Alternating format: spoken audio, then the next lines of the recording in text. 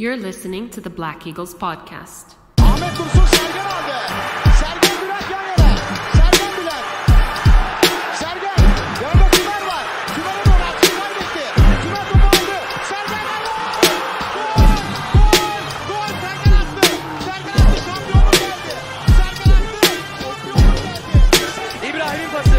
Cuma. Şimdi Ahmet. İkinci gole gidiyor Beşiktaş. Ahmet.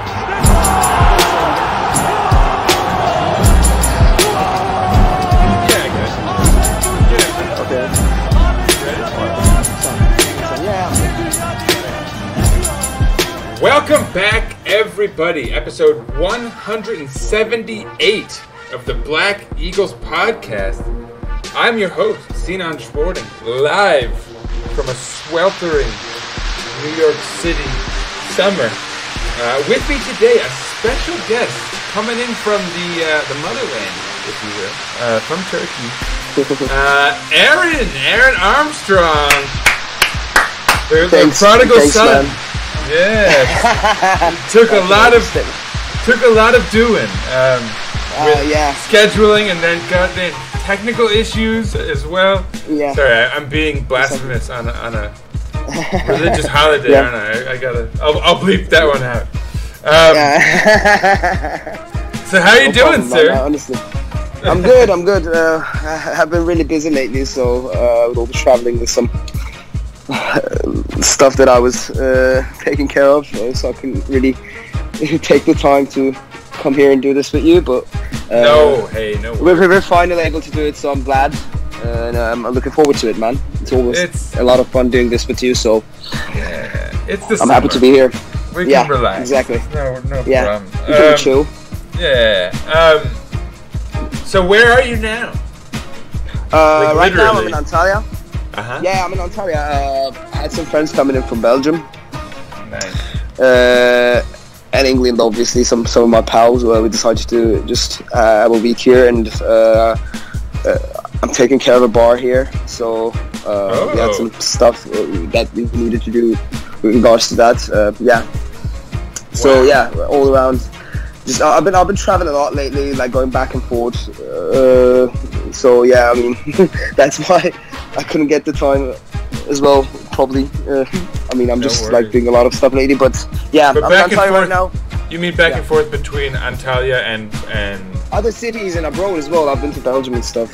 Nice. So you're jet setting. Yeah, exactly. Doing a lot of COVID testing and that type of thing. Okay, I should probably say either, but that's all right. That type. You actually kind of beeped it yourself somehow. Yeah, that's fine. Did you? Are you vaxxed? Can you get vaxxed over there? Yeah. I'm getting my double jab soon. Probably in 4 days. If I recall correctly. Yeah. That'll probably put you at ease quite a bit. Yeah. I'm already quite like confident and relaxed about the whole COVID thing because I've heard the first dose also like helps a lot with regard to giving some protection, and I've been got antibodies now, yeah. Yeah, and also I'm still like quite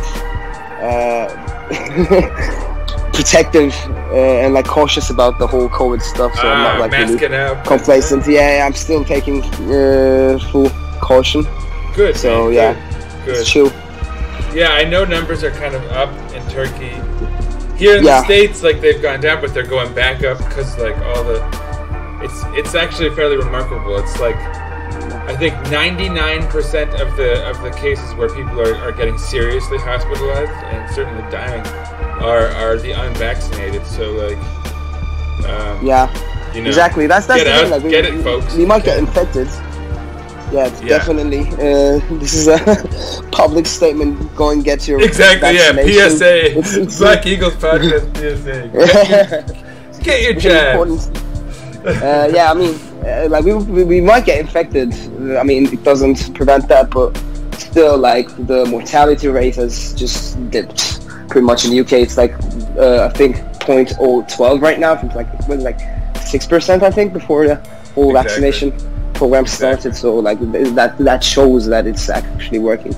Yeah. No, and it's to the point now where with the vaccine, you might you know, like already there was like symptomless, you know, you might not know you had it, but you could still spread it. And I think that's extra the case now, because for those of us who are vaccinated, we wouldn't really, it wouldn't really do too much to us. We might just think it's like seasonal allergies or something, right? So, and that's also why I'm still wearing a mask, even though I'm vaccinated, it's just for like the sake of others. You know, you don't know who else is protected, I guess. So, exactly. Yeah.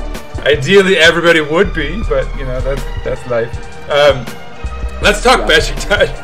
Okay. Yeah. A lot of people are like, let's talk about the important stuff now. Yeah, exactly.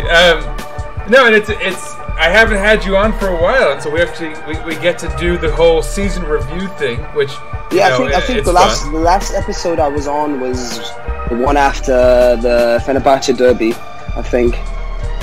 If I recall correctly, I think that was the last one, the one that ended in a draw. Yeah. So I mean, it's fun actually. Like, this episode is way more exciting. We're going to talk about the season and obviously the whole transfer window saga. The saga. As well, yeah, exactly. Which is probably the most fun time of the season for many people. And we've been off for like a week and a half. So I pretty much only confirmed like Salih Uçan. You know, like that's the only so we've got a lot of fun stuff.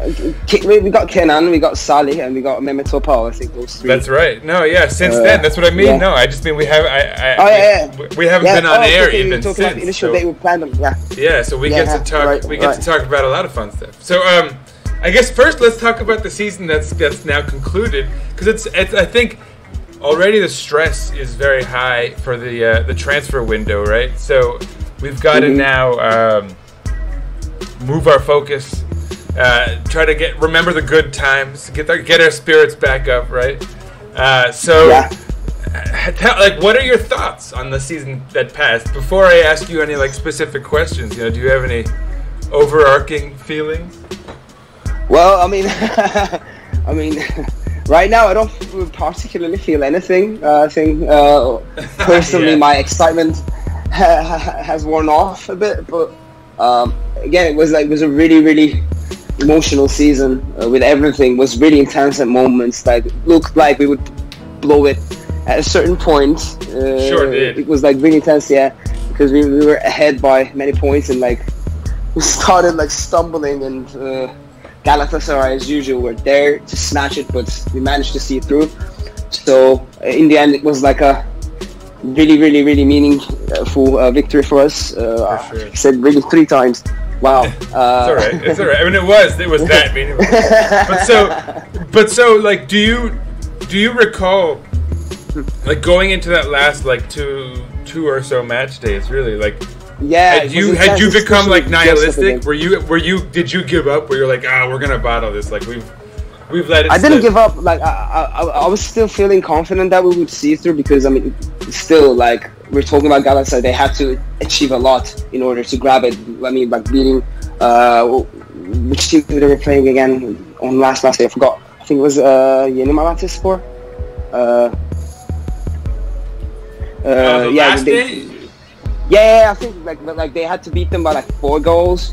Oh yeah. On top of what we scored, or like given everything, it was a really intense game. Actually, like we've seen like Yeni Malatyaspor go ahead at a certain point, but they managed to like just come back with that mentality. You were kind of expecting that, but what mattered the most was that it was intense. We were like, honestly, the Göztepe game, like that 40 minutes.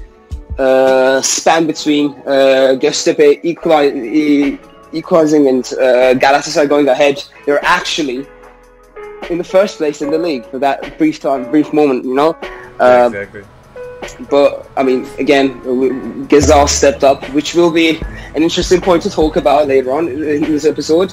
And it kind of like just won it for us, and it was really meaningful in that aspect. And when you look at it, beyond all of this, we really needed to get that UCL money. So that's the like most meaningful part for me. I mean, we're still in a desperate condition with regards to the finances, and we really didn't need the money in order to like get out of this mess that we're in, this economic mess. So it was really, really, really important to do that, and we will be able to see the team perform in the Champions League. I'm not really hopeful about it, but still, it's always fun to see your team play in the biggest stage. You know? Yeah, and I feel like it's at this point, it's like the icing on the cake, right? Like we got what we really want, which is sort of success domestically, right? Yeah, and like any success we can get in the Champions League, you know, obviously nobody expects us to like match our successes like under Şenol Güneş or anything. We don't have the kind of funding. I mean, technically we shouldn't have had it back then either, right? That's what got us into this mess. But yeah, I mean, it was probably, I think, not probably, it was the most expensive squad that we've ever had. Yeah. And we kind of paying the price for it. I mean, you couldn't have really guessed that the economy would tank in this fashion. So, but I mean, that's again, true. Like, and I suppose you could even think there's like, no point. The previous era, like remember that whole Portuguese era? Like, we sort of made the bed for this. Like, I don't even know if we can really blame the economy. Like, there was we really made Jorge Mendes and the Gestafute, like his company, rich during that era with Demirel and everyone. Like, we were spending a lot of money on like Portuguese players and to Mendes. Yeah, and it was before financial fair play. It really was like the Wild West, you know. People were just going into massive debt. It was terrible, honestly. I can't. In a way, I'm very thankful for the financial fair play, obviously. Although that's ironic given how impacted we've been. That's a whole another debate, man. Like, let's not get into that. And if it's implemented fairly, right? Exactly. Yeah. It's just like VAR, right? Like in a vacuum, it's a great idea, but if you mess around with it and you put it in the hands of corrupt jerks. It's really arbitrary at the moment. I mean, like you have like City and PSG doing whatever they want still, and you have like smaller teams struggling. But I mean, again, that's a whole another debate. But I mean, as I've said, for us to get out of this, there's only one thing we can do. We have to invest smart and like get that money, get that develop that extra income from these competitions and everything, because like foreign currency is everything right now for us. You can't really earn a lot of money with shirt sales and no doubt. Those Swiss bankrolls. That's what we need. No, man. So like going back, if you can, psychologically. So we talked about. So you maintained hope, even though things were looking dire for a minute. We pulled through. It was very stressful, right? So, like, what was your sense about that title? I mean, for me, I've been saying that I think it was my favorite championship side in my life, and a lot of people think that, you know, we've had more sustained success, like better teams, but for me, it's because of what we're talking about, because we. Cut salaries. You know, we basically did things the right way. We were loaning instead of buying outright. You know, kind of being strategic with our finances rather than blowing our load on like old retirees and like, you know, hoping for the best. Kind of which Fener went like all in on last year, right? They had like 3 or 4 guys at each position. So for me, it was extra sweet that we won it like the right way. It certainly made it more special. Yeah, right. Yeah, it certainly made it more special. So. I mean, so for you, really, like, how does it rank? You know, is it your top one? Like, maybe that's a little much to ask. Well, I mean, I can't really rank. I've never actually thought about this, but like, I'm not sure if it's the first one, but it's definitely out there. I can tell you that. If it's not the most special one, it's probably the second most one. I mean, I don't know. As I've said, like, I haven't really thought about it, but it's certainly like really special. I don't like ranking title wins, like, you know, like they're. I know, it's a weird concept. All very, really important, They're all really important in the end, and I mean, it's a good attitude. The aspect is, exactly. No, I hear that. No, I mean, for me, it's just like being so connected now during the podcast and everything. Like, so like documenting the whole thing and being really upset by. Speaking of like rules not being applied evenly, right? We were just talking about FFP. Just seeing how our rivals kind of just like spit in the face of the rules that were just implemented, right? Regarding exactly. especially finance. You also had the Turkish limits, like this new legal implementation that the association did, the federation did. I mean, with all the spending limits and the player wages, it's a little bit different than financial fair play. It's kind of a second obligation that was implemented with this new banking agreement. I mean, it's also good. It's a smart thing to do. Theory, right? If it's implemented. Yeah, exactly. That's the whole asterisk thing of the whole debate. You know, like that's the small footnote that it has. I mean, you see, like there are a lot of controversy about that with Fenerbahce, especially we saw it happen with Ozil and his wages when they announced it. It looked really like complete rubbish. And so much again, like shady. Like there's just and like we still have like Ahmet Nurçebi constantly complaining about the spending limits and asking for some leniency from the federation in order to, like, we're really struggling to follow those limits. I think it's a good thing, but it's the whole problem with the football, with modern football. So to say, you can't really get anything out unless you don't invest, and we're in that situation where we can't really invest. So we need every bit of money that we can use, every bit of help that we can use, and I'm pretty sure that if we hadn't won the title this year, our situation would be completely different in a really worse way, let's say. So, I mean, again, when I think about it, the season was really important for us. I can tell you that, and that right now, like, we have to carry that momentum going on in transfer window, which is what we're doing. I think we're actually like chasing the right deals. We're going to get into this like in more detail, but again, we're doing the right stuff. We're not like getting out of our way like we've done before with Orman. Compared to Orman, like after the first few years, he started like spending recklessly, and that kind of like made it really bad for us in the end. Exactly.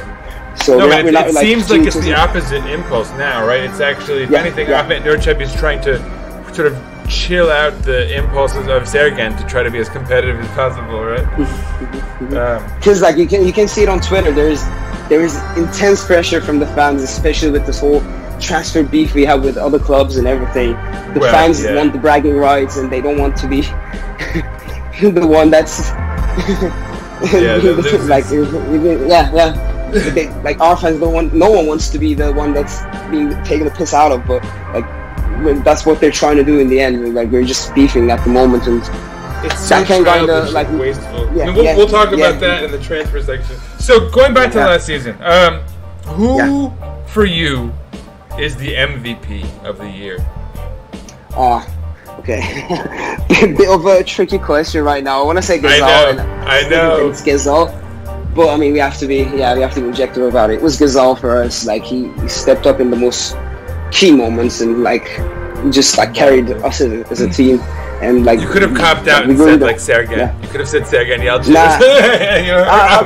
He's the manager, obviously. Yeah, he has a special part in this. Or that guy on the bike that got Rashid's contract. That club official, yeah. But yeah, I mean, probably Ghezzal. For sure, we have to be objective about it, even if he joins Galatasaray in the end. But we have to be objective about it. He won us the title, man. I'm not sure if he can like perform the same next year, even if he stays. There's no guarantee because he set his standards really high. That's his ceiling, for sure. Yeah. But he was the special player of the season. What about you? What do you think? Yeah, I mean, that was sort of that's what I had settled on too. I mean, obviously you can point to performances by Joseph, Abubakar, Kyle Larin even, but they're all kind of, I think, footnotes, and they're all kind of, especially the latter two. You could make the argument that without Rashid Ghezzal being what he was, they may not have succeeded to the extent that they did, right? Yeah, exactly. That's the thing. I mean, like, yeah, we kind of like his performance, like his performance in the end kind of depends on the tactics that we've imposed. We've like really relied on him to perform, and he stepped up. I'm not sure if it will be the same this season, given the squad that we're planning to form, with many special players coming in. He might have a less like he might have less of a responsibility. Maybe less pivotal if he comes back. Yeah, exactly. Well, all right, exactly. let's do that. I mean, I think that's it. Let's move. Let's shift our focus because I think. I mean, unless do you have any other sort of final notes about the last season, that you want to make? Any special shout-outs?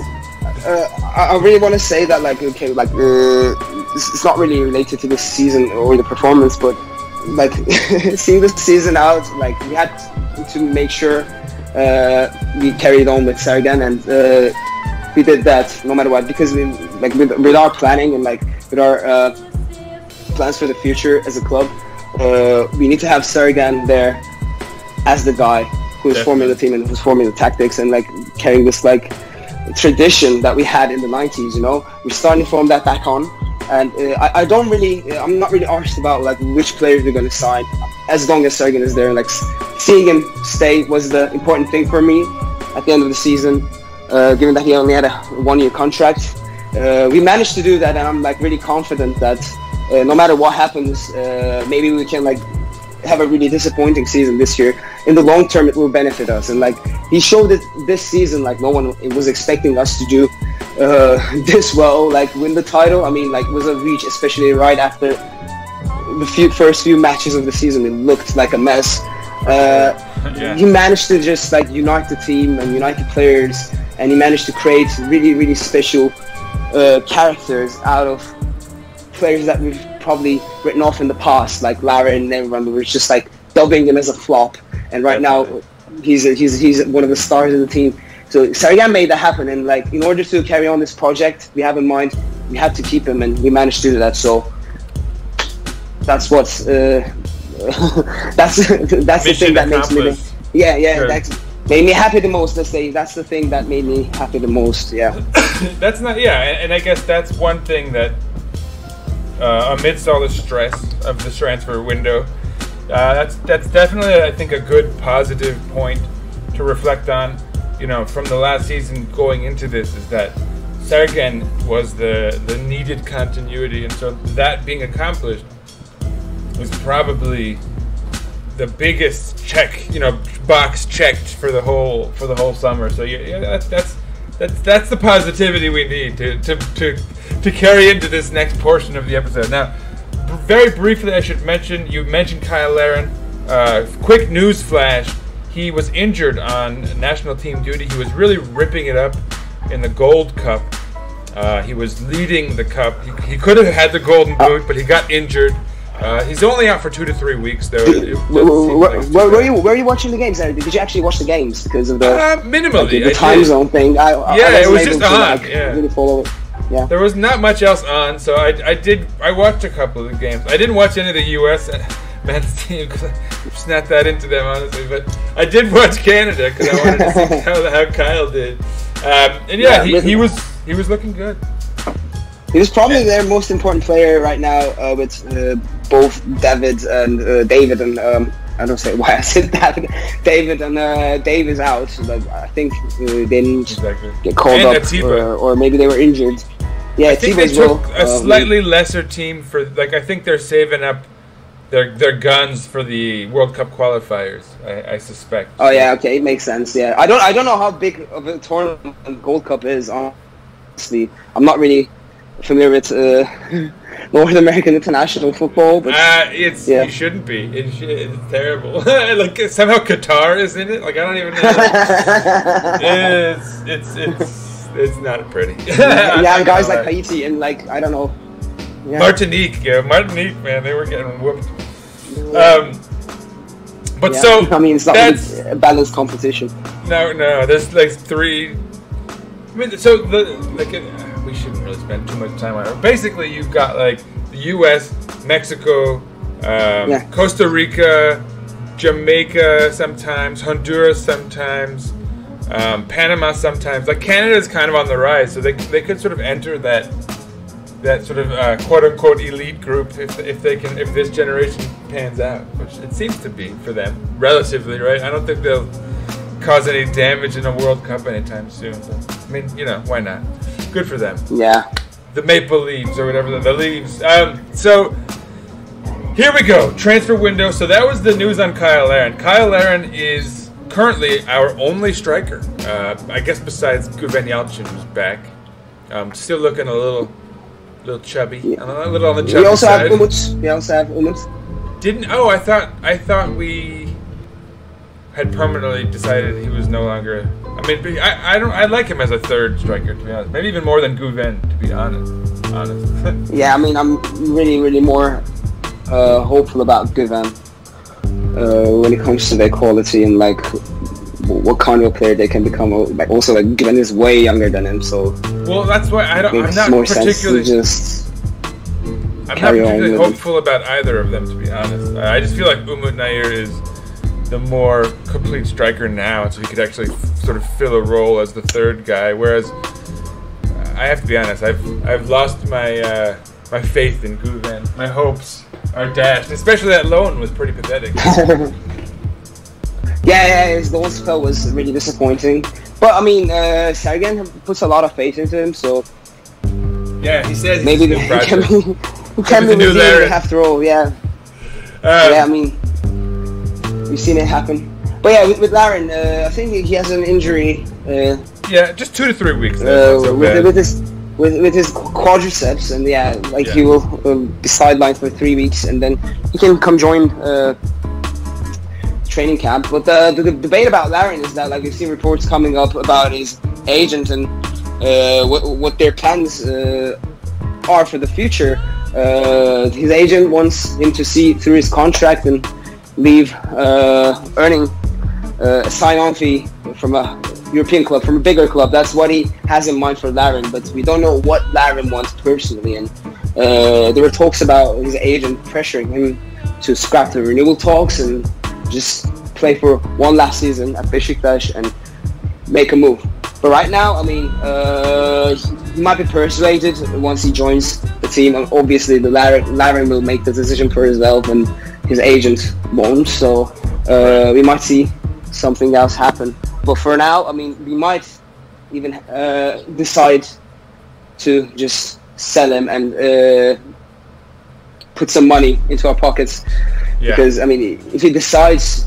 It's time to cash in, think about it. Yeah. We might have to cash in, exactly. If he actually, like, decides that he does not want to stay. Yeah. I mean, ultimately, it comes down to him. But so... Yeah. That leaves us with, I guess... Oh, man, before I even mention, like, rumors and stuff, quick, brief timeout. I should mention our training camp in Spain and all those friendlies I had announced in our last episode it's been canceled because of COVID. But we do have another friendly scheduled now, I saw. Yeah, I haven't seen it yet, honestly. Because right. I won't dig into it. I think all of them might be rescheduled with COVID rising up everywhere. We might see a lot of teams like cancelling out their trips and everything. We might just do a local training camp and like play with some weaker Turkish sides from the 2nd or 3rd division even. I think that's the most realistic thing that we're gonna do. We're gonna end up doing, let's say. Yeah, I from what I understand, we have already rescheduled one friendly. I think it was locally. It was in Turkey, but I don't really recall. I'm not going to dig that up. It's with the language barrier. It's hard enough as it is. On air, no way. So yeah, heads up on that. We'll give you info before that goes down. But so yeah, unfortunately, the Spanish trip is off. I was kind of looking forward to that. There was some pretty nice competition there. It would have been good for the players as well. Obviously, doing a training camp abroad is definitely much more motivating than doing one local. Exactly, and especially if they could get a couple nice performances, that could have given them a little momentum. But whatever, it is what it is. Hopefully, they'll find some decent. These are still hard times despite everything, so we have to just adapt. Exactly. But so anyway, back to the transfer window. So we were talking striker. Obviously, the biggest news that was swirling around for the longest time had been Diego Costa. Benfica was supposedly swooping in, and then now more recently, I think a team from France is the and Italy as well. Italy as well with Mihailovic just deciding not to sign him. I mean, he was like pretty much almost like I'm trying to remember the name of the team, but I want to say Cagliari, but I'm not 100% sure. They were about to sign him, but their manager decided to just move for someone else rather than signing him, who is not fully fit just yet because he wasn't able to play for a long time during the second part of the season. I think he was out for like 4 or 5 months, and still like some people aren't sure that he will be able to get back to his usual self with his age and everything. He's still relatively young in my opinion, given the Turkish standards. He's like 32, and I think that if he can just like mentally prepare himself, he will tear the league apart. But again, from the latest reports that we're seeing, it's still not very likely that we'll end up with him. Apparently there are still a huge difference between his demands and what we're offering. So exactly. Sorry. That's everything I'm aware of as well. I haven't heard any positive news lately. But so then I've heard we're moving. Sorry. Yeah, given our let's say tendency of operating in the transfer market, I don't think we'll be seeing a striker signing until August, until mid-August even, because that'll be last. That's what we do. We wait until the transfer window kind of dries up and kind of slows down, so we can get the best players for the cheapest money, you know. Yeah, guys who are sort of desperate to get something worked out. Yeah, and I suppose that's sound when you're where we are. Unless you can work it out, right? That's what happened with Ghezzal last season. We just got him in the last minute, and Leicester wanted to offload him, and he wasn't able to find a club. Exactly. So we just decided to move for him, and it ended up like that was a gamble. And it ended up paying a lot, you know. Sure did. But so from what I've heard elsewhere, we've looked at like who else was it? Steven Jovetic, I think. Jovetic. There were a lot of names. Jovetic. At some point was Mitrovic. Mm-hmm. They still talk about Mitrovic, by the way. I'm not sure if those are actually genuine or not, but there's Willian Jose from Real Sociedad. Willian Jose, yeah, exactly. Who else? Actually, a lot of players. At a point, it was Serloff. That's right. which I was just the most saw that ridiculous one. I just saw that Leipzig has announced he's out, and the German press have announced that Fener and Trabzon are favorites. I'm pretty sure that he won't be coming to Turkey, man. Like, honestly, he seems to be. Turkey, he doesn't want to. But like, what's funny to me is as much as we would complain about Galatasaray sniping Ghezzal if they did, can you imagine how angry Trabzon fans would be if Fener got Sorloth? Oh man, that would be like suicide on the Black Sea, man. No especially after what he's tweeted, like with all the pressure he received and all the he was like, leave me alone. Comments, I mean, like, it would be insane. Like, literally, people would be going mad in Trabzon, and like, he would become the public enemy #1 in that city, you know. I mean, I already remember when Fener's bus was shot at in Trabzon. I can't imagine. Yeah, I can't something imagine like that might happen again. With Sorloth. Not to be like too dark about it, right? That I don't want to get that run right as far as predictions go. Anyway, I think if he comes back to Turkey, he should stick with his club. Same goes with you, Ghezzal. Yeah, exactly. So let's just go right to let's talk. We've been skirting around this the whole episode. Let's just dig in. What the hell is going on with Rachid Ghezzal? How could he do this to him? Like, I mean, we don't know. We don't know if it's his agent or him doing it. Right. To be honest, it might be Leicester as well, because from what we know, like what's being reported on the media, Galatasaray are actually offering more money than us. Like 500k. Yeah, and also to Leicester as well. Like, they've actually managed to reach an agreement with Leicester, which we haven't, by the way. And they're actually offering more money to the player. But like, we're offering other stuff, such as like being able to play in the Champions League, and also like carrying on in this team that he's accustomed to, and like being an important part of his unit. Obviously, we'll have to like maybe adopt a different style in Galatasaray, given that they have too many right wingers, and like he might even be employed in midfield as an attacking midfielder. See, that's why it feels like a troll job. Like they have too many foreigners, all on huge contracts. They're offering this guy more money than we're willing to, and like more than anyone technically should off of one good season in the man's career. I mean, it's not like Fode Koita or something where he literally had one like it was a great season, but it sucks so much that they're doing it. Like they don't need the guy. They don't need anyone in the position. That's the whole part of the beef. Like we're like Beşiktaş fans are arguing that it was them who started it with Ghezzal, and then we initiated this move for Gedson Fernandez, which who kind of became the fan sweetheart after that last season. They really like him at Galatasaray. So there's this whole beef going on, and we don't know what's going on. Maybe they're just doing this since we've started it because that's what they're claiming. Initially. It doesn't make sense. Why would we even go for Gedson? We have we just got Salih Uçan. We have so many guys in the same position. I'm pretty sure that we've actually offered, we've pretty much submitted a bid for him to Benfica. That I'm confident about that. I don't think there's a lie, but the question is who started it first. I would say I think maybe we've done it since, but because it does before the beef, right? We locked in Salih Uçan. We have in our midfield already in the center. We have Joseph and Necip in the back. That's fairly solid.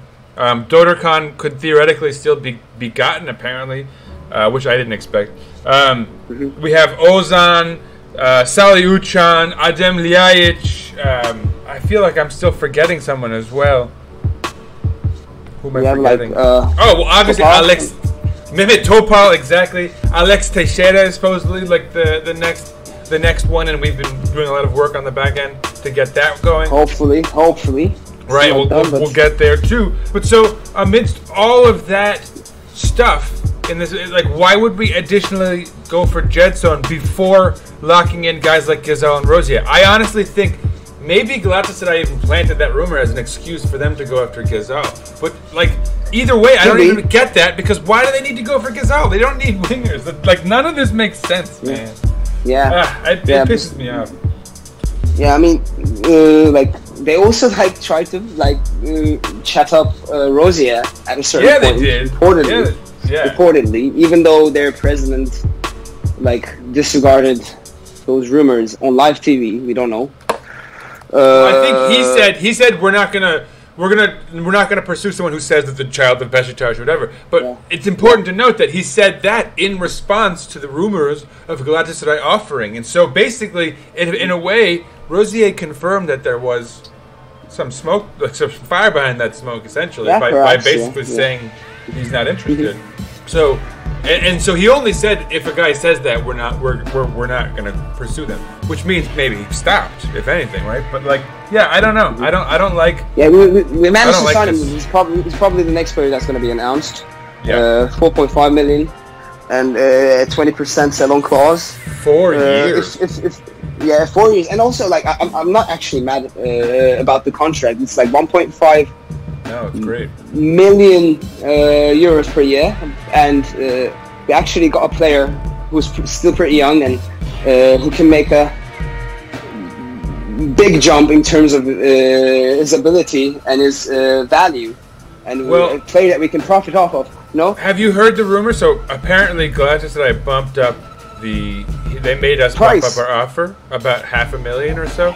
But so supposedly Rosier deducted X amount from his salary to compensate that himself. I mean, that might be a little bit of a romanticization in the press or something, but that's the rumor. It's not really realistic, but given the sums right now, looking at it, I think that we wouldn't be able to sign him for anything below this mark or whereabouts. 4 million, 4.5. Okay, we're talking about a player who made a big jump last season, in today's market, 4 million, 4.1 million is actually a really, really low amount for a player that's considering his age, his resale value. Yeah, exactly. No, it's great. Exactly. So I don't think we've actually ended up doing a bad deal, you know. No, and he's clearly ambitious too. I think exactly he was the one I was the most worried about losing relative to Ghezzal, because I think he even said like it would be hard for him to turn down an offer from a really, you know, when Marseille were snooping around. Yeah, exactly. Like honestly, like this will be kind of a hot take, but I mean he could have played for the French national team in this Euros given the horrific performance of Pavard and their right backs. Like he could have been called up. I was going to say the same. You know? My hot take was going to be that he's so ambitious. I wouldn't be surprised at all if he ends up on the French. He can make it like one day for sure. Yeah. No, I mean, and he's clearly like now that he's, I mean, basically official as a re-signee. I think I can say this. I think he might be the best right back I've seen, and I'm sorry, Gökhan Gönül. That's a solid competitor for the position, but and like Gökhan like signed first when he was 32, like was kind of past his prime. He was still good, but like Rosier is like right in his prime, and he's like entering his prime. Dominating. Yeah, and he was so solid. Exactly, like such as a dominating fullback performance, like a wingback performance from any player in recent years. Honestly, if I have to be completely honest. I said this in the last episode. Obviously, Rachid Ghezzal is the more important player in some sort of a vacuum, you know, given his contributions. But I argued that Rosier would probably be the harder to replace insofar as you're not just replacing a really good player. He's a good player at a position that's hard to find. It's hard to find a good fullback, in my experience. And then additionally, on top of that, you definitely can't replace the fact that he's young, could have a high resale value. You know, there's so many factors that went into that. As an asset, to be honest, as an asset, he's more valuable than Ghezzal, in my opinion. Absolutely. How hard is it? Look at all the clubs in the world. Like, finding a good fullback is one of the challenges, I think, of any manager. Exactly, precisely. Because in modern game, like it's really important. You see, like you've seen the Euros and how much of an impact the wing backs had. Like with Spinazzola, with Mehmet from Denmark, with Luke Shaw. Like wing backs changed the tournament, so it was really important. Yeah. Luke Shaw was really solid, by the way. Yeah, I know you must have been a little gutted by that final match, but shouts to him. But so yeah, moving on. So I think that we sort of graced over to the midfield, so we didn't mention Mehmet Topal. We haven't talked about Teixeira yet either. Like or Teixeira. I mean that he's a player that I'm most excited about. Honestly, Diego Costa. Everyone we have a lot of big names coming up in the media, but Teixeira for me is the most special one among them because like a few years back, before he decided to go to China for the money, Liverpool was trying to sign him, and they reportedly even offered around 30 million for him. Because he was a really big player in the Ukrainian Premier League, and he actually dominated the league, even though he wasn't playing in every game. He broke the record. He didn't break a record. I'm sorry, he didn't break a record, but he ended up being the top goal scorer, even though he left mid-season, which is really remarkable when you look at it. I honestly, again, it could be a hot take. I don't want to cast Ghezzal aside yet, given that he could theoretically resign. But seriously, if we got Alex Teixeira, I don't even I'd be sad if we didn't get Ghezzal, but I'd already have my Alex jersey happily. I wouldn't do much about it. And because I feel he could have even more of a positive impact theoretically, right? Yeah, in a way, it would be our compensation, for sure. We would have that that gear of player, that workhorse of a player that can step up and carry the team. In Alex, exactly, that impactful player, that key player for us, who Ghezzal was for us last season. Alex for sure, Teixeira can become that player. Definitely, and again, we haven't actually seen him play in Europe for the last 3 years, and I'm pretty sure that he's excited to come back here. He had a really, really expensive contract. He probably made a lot of money. already. So our competition, let's mention it. Our competition is in Dubai supposedly, but I along the lines of what you're just saying, I think that might be our advantage, is that we provide European football, the Champions League guaranteed, you know, and it's not like we're not going to pay the dude. Well, like, yeah. Obviously, we're going to pay him, like, I think, like around like 2.5, 2.6, plus the sign-on bonus. There you go. So we're actually like offering him a good amount of money still, but like it's nowhere comparable to what he might earn in Dubai. But the thing is, again, the competition is also quite different from here and there, you know. Exactly, and he's already gotten his big payday, right? Yeah, exactly. It's a matter of deciding if he wants to earn more or get back into this main stage and this old glory chasing. Yeah, and obviously we've got our general manager Joseph De Souza on the job as well. So my man agent, big up, shout out to him. But so yeah, I think we do have a couple advantages. I hope we press them and we see that through. That would be a huge. I honestly feel like if we confirmed just Salyucan, Mehmet, Topal to sort of shore up our depth in the midfield, add Alex Teixeira, you know, lock in Rosier, I have very few concerns. Like, I don't even care who that striker is at the end of the day, as long as it's someone who has two legs and kneecaps, you know, two. I'm happy. We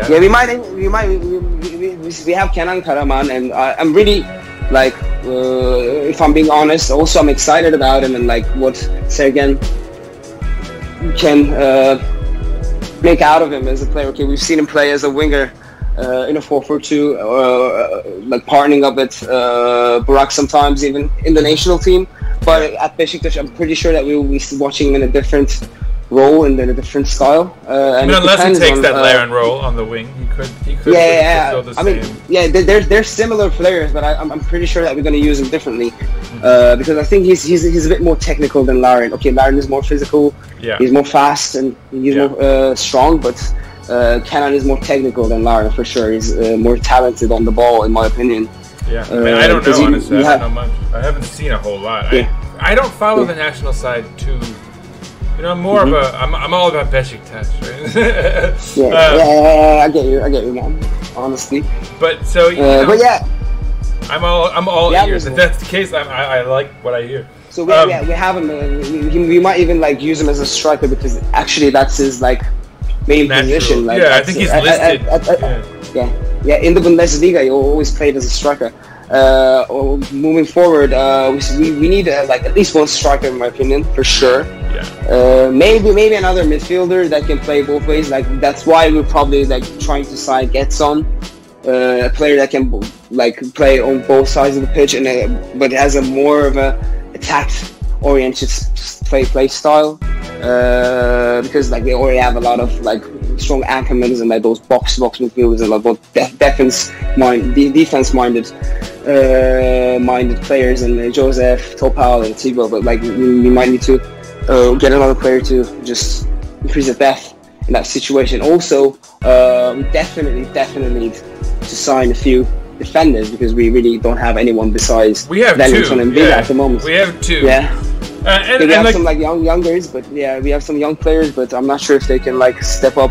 I wouldn't bank on that. Really important games, you know. I really like the two Turkish options. You know, there's like Arda and Abdul Karim. I forgot where they're. I think one of them from Gençler and the other from. I forgot. We really wanted to sign Karaman, but like there's no way that we can afford him right now. Like pricey. 6 million, it's a bit difficult. That's why we're probably waiting on for Sassuolo to decide. Maybe like they figure out that they won't be getting any good offers for him. They might decide to just loan him out in order for him to showcase himself. Maybe showcase himself. So we might get him on loan around the end of the window. So I'm still like hopeful. I think the club is also waiting on that a bit because and they probably want their money up front. But I guess if it comes down to maybe we can do like a 2+4 option, you know, like with a 50% obligatory thing, you know, whatever, you know, like we can orchestrate once they have a little pressure on them. Exactly.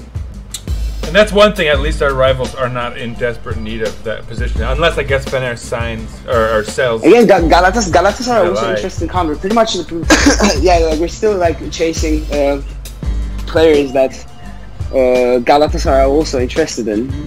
So we're in this like battle with them for many players. Okay, we won the battle for Rosier because I have to say how I typically support the Turkish side for the coefficient, blah blah blah. I've never wanted Galatasaray to lose in a qualifier for the Champions League more. Like if they lose against PSV, it pretty much finishes all conversations, right? Yeah, I mean, for sure, since they won't be able to play in the Champions League, that will be a... If Ghezzal, it's like, well, I go to the team in the Europa League or the team in the Champions League. Come on, it's not even a... Yeah, exactly. And also, like, technically, when you want to look at it from that perspective, the country coefficient thing doesn't really get thought because they might still, like, earn us points in the Europa League, you know? I was going to say, it's probably more likely that they do. And I think you get less points, but still, if you win more, you'll get more points regardless. I think the most points we've collected was at the time where we played in the quarterfinals. Yeah. Like, yeah, we gathered the most points during that year. So, like, playing in the Europa League isn't really a waste in that aspect. Not at all. Yeah. But no, especially if you can win, and it's more likely you can win there. Like Galatasaray played in the Champions League for the last 2 years, and what happened? Like they lost all games, and like we ended up getting nada in coefficients, you know. Like, and they didn't even have they didn't have a plan really. Like their whole team was just these older guys. Like they're still rolling out Babel, you know. Come on, like screw them. Yeah, it really doesn't make sense. That's why they're trying to like go into this like rebuilding mindset. Stealing all of our guys, yeah. Bastard. But yeah, I mean, we're coming in with a good plan, and if we can like actually employ those players that we're chasing, I think we'll have a really, really strong squad. Yeah. And give me Alex and Rosier and like a striker with 2 knees, and I'm gonna be happy. Yeah. I wouldn't be surprised. You have your like expectations low, though, bro. Come on, we need a good striker, man. Not that. I know, but you know, like I actually feel like we're probably gonna get Cenk back as our like second striker. You know, he's basically it makes sense. Yeah. And so that's why I'm a little less worried. Like I feel like as the deadline approaches, people are gonna be surprised to find out how many options we actually have, and so.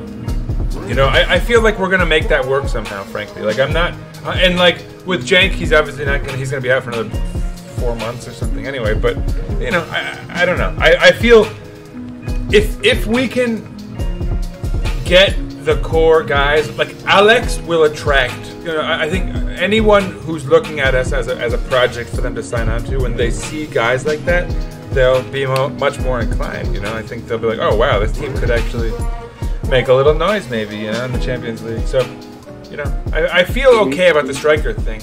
I'm just really concerned about, like, if we lose Ghezzal, we definitely need Alex. If we don't get Alex Teixeira, we definitely, like, I would be so sad to see us lose Ghezzal to freaking Galatasaray, and then for us to, like, actually be left out in the cold a little bit, like, needing talent for our offense. Yeah, man, definitely. So, like, yeah. I'm pretty sure that like we'll find someone for that role. We're not going to be moving forward with Lajic or Boyd, I guess, as a right winger. But I mean, we'll definitely get some players. But like the question is, will we be able to like have the same quality we had for those specific positions last year? You know, it's a matter of being able to replace the performance. Not the players itself in that sense, but the performance. Really doesn't matter which player. Or at least like the roles, right? Like if somebody can get the ball onto, even if it's Laren, like he can score 19 goals if someone can put the ball in his head. So yeah, it doesn't have to be Rashid Ghezzal if somebody else wants to step up. But yeah, as long as they get that person, right? I don't think it's going to be Tyler Boyd unless he has a Laren like growth spurt, but at positionally, right? Like at the wing. I wouldn't hold my breath for any of that. Just like I'm not for Guven Yelchin. Although I think actually, while we speak of Tyler Boyd, Sergen has kind of had a soft spot for him, right? Like he didn't want to let go of him for a while, and or he kept him around the squad training, like even, you know. So who knows? But what where does that leave us? We talked about central defenders. I talked about Arda and Abdul Karim. There was talk of Diego Godin from Atletico. Yeah, it just recently came up, huh? Yeah. I mean, I really don't see the point. I mean, if we're gonna sign him, like, okay, I think the problem with him is he's earning 3.2 at Cagliari at the moment, and for that specific reason, they want to like offload him because they don't want to pay like that much money for a player of his age, even though his quality. No thanks. he's a quality player, but like, I mean, maybe like I'm pretty sure that like.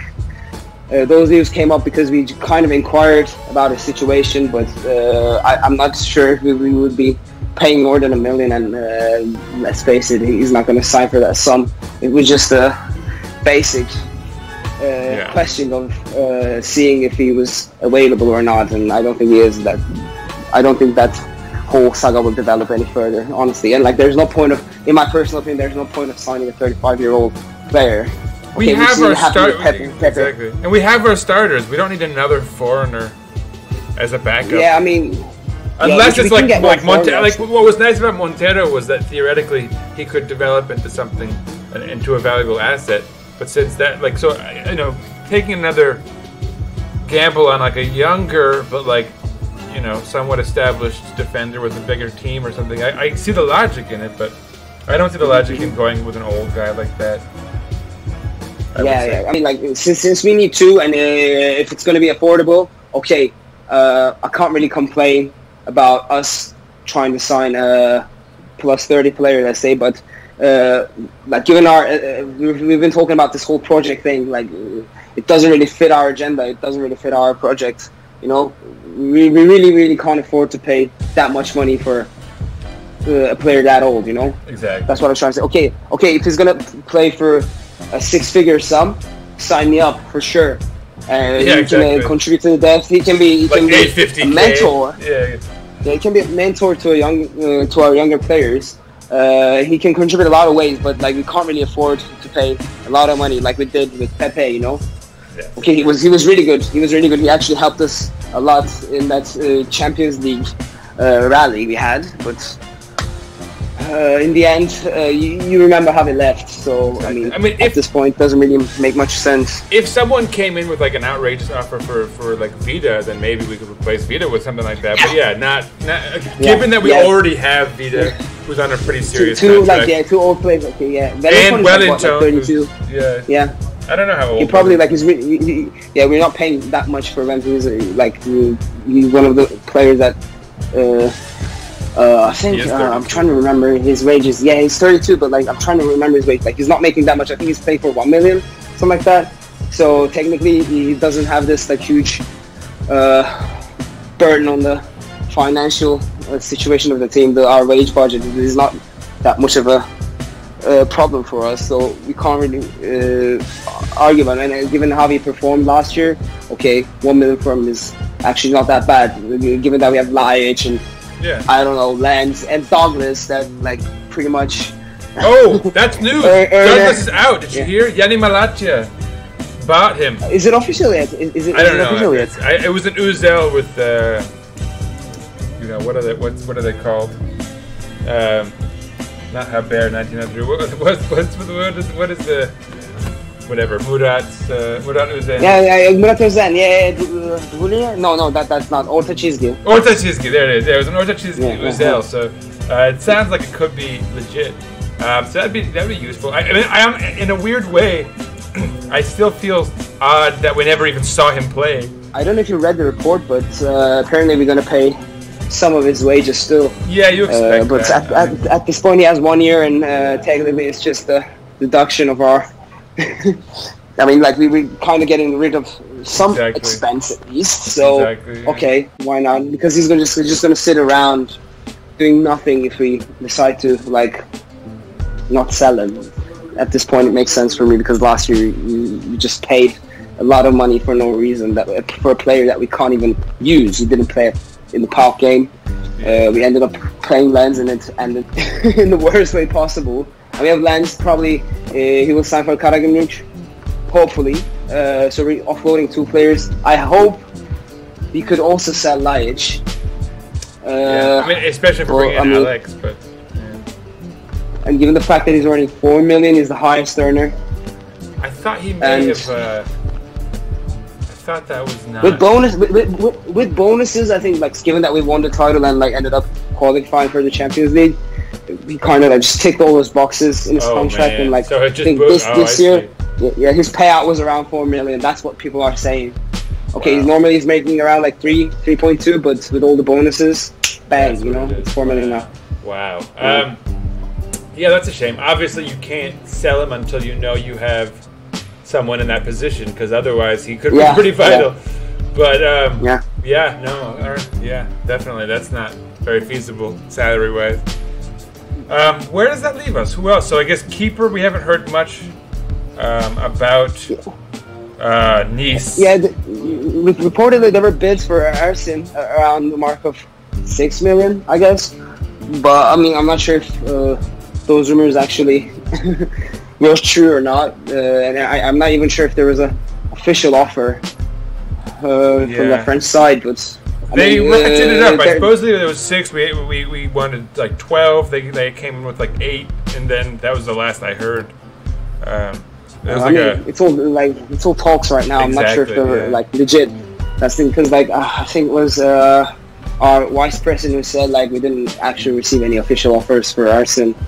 It was just inquiries from player agents and stuff. Yeah, exactly. So we don't really have anything solidified there. But still, like I know for a fact that if something happens, like we're actually in talks with Başakşehir over Matt, and we actually want to sign him if Arsene ends up leaving. Because let's face it, Utku is nowhere. No way. You're at that quality, I mean, honestly, you could bring in Mehmet either way, right? At least because he's already been backing up occasionally at Başakşehir. I don't think it's like a step down for him. If Arsene does stay, I don't know. I wouldn't be against it. He's probably not too expensive, right? Yeah, I wouldn't expect him to be, but we really don't know, because it depends on Başakşehir really. Yeah, exactly. And what they satisfy that. Yeah. But with Arsene, I mean, I prefer Arsene over Mert any day, because he's younger, and I think mentality-wise, I actually admire Arsene a lot, given his age and everything. 100%. He's the Turkish Donnarumma, come on. That's right. For sure. No, I love Arsene. I think his future could be real bright, honestly. I think that about covers us, man. I keep trying to like think of other stuff to get you to talk about, but we really don't have any other players that were like, okay, like you always see some names thrown out in the media on the daily, but I mean, nothing like we really good. don't have. We don't have to talk about like the like fanatic rumors, I guess. Photo match rumors, those rumors. No, we're not gonna do that. Yeah, I'm trying. I can't think. But, I mean, think of any other big ones. Yeah, I guess that covers us, man. You have anything to plug? Any projects upcoming? Not really, man. I'm just like cruising at the moment. I have some stuff going on in my life, nothing related to the social media. Stuff that I'm chasing. I'm like, I'm not really active at the moment, but who knows what the future holds? I don't know for yet, but I mean, I'm really excited about the Champions League and the games we're going to play there. I might like start writing pieces on several blogs. Nice. I've actually had some people reaching out, but I'll see. I'm like, at the moment, I'm really, really busy. I can't lie, and I really don't have the time to spend on writing stuff and researching like I used to do. Well, send people my way. If you're busy, you could always send them my way. I don't mind filling in. But of course, man, I'm gonna plug you. Yeah. Cap, like I can do that. No, why not? I've been writing a lot lately, so could be cool. But definitely look, follow this man. He's always like all Besiktas all the time. Probably break stuff before news plays or something. I'm for sure. I'm less serious when I tweet. Yeah, well, this podcast, I was like way more serious. Yeah, that's it's good. Right at the moment. I'm just like jokes flying and like memes and stuff, but I don't mind it. Actually, I like it doing that. So if you're interested in Besiktas and if you like reading funny tweets, and if you like jokes, good tweets, I guess. Yeah. If you like jokes, just give me a follow, drop me a follow. reach out to me, DM me. I'm always active. At Aaron E. Armstrong. I can't forget the E. AARON Armstrong. I don't have to spell it out. It's pretty pretty obvious, clear. Yeah. No surprises there. One of the most generic names that are out there, but yeah. But dude, it was great to have you on. Thank you so much, as always. Yeah, man, it was a pleasure for me as well. I always like enjoy talking about this stuff with you, and also like, yeah, thank you, man. Thank you for having me. Yeah, hopefully we haven't left out anything, and hopefully the listeners will actually enjoy. I think they will. Talking about, yeah.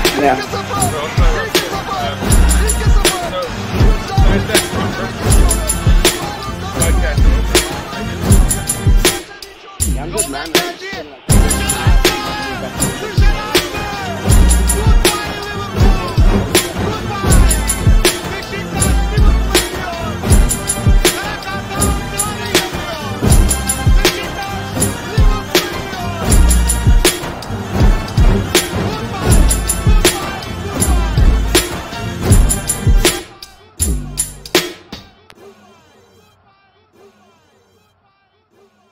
Besiktas International hopes you enjoyed this program.